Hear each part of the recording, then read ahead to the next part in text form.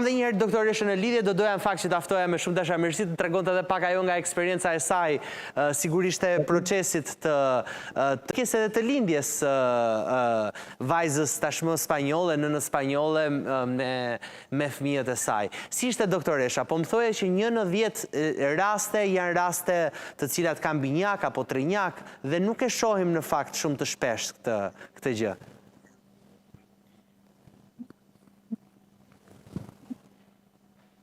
Janë të ralla. Ato janë shtuar shumicë shumë kohët e fundit, domos me zhvillimin e metodave të riprodhimit të asistuar, ato janë shumë fishuar, por shtatzania gemelare ose binjake haset 1 ndër 250 shtatzani, ndërkohë që shtatzania trenjake është shumë e rrallë dhe haset 1 ndër 10.000 shtatzani. 1 ndër 10.000, jo 1 ndër 10. Të pas kam dëgjuar gabim.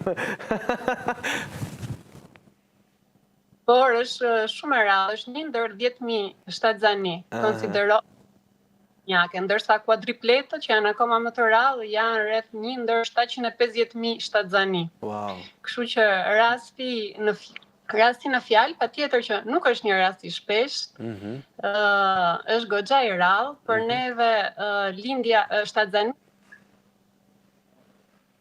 të prematuritetit, rrezikut e prematuritetit që ajo shfaq, por që në maternitetin tonë, në sajtë bashkëpunimit që patëm të gjithë në staf, si mjekët obstetër ginekolog, si mjekët neonat, ashtu edhe atyre animator, ne bëm të mundur që 3 gocat tona të vogla të lindin në moshën 35-36 javë, gjë që i kaloi edhe pritshmëritë tona, sepse ne zakonisht në shtatzani trenjake presim që lindja të përfundoj diku rreth javës së 33, ndërkohë që ne shkuam afër javës së 36, ishim rreth 35 javë e pak ditë.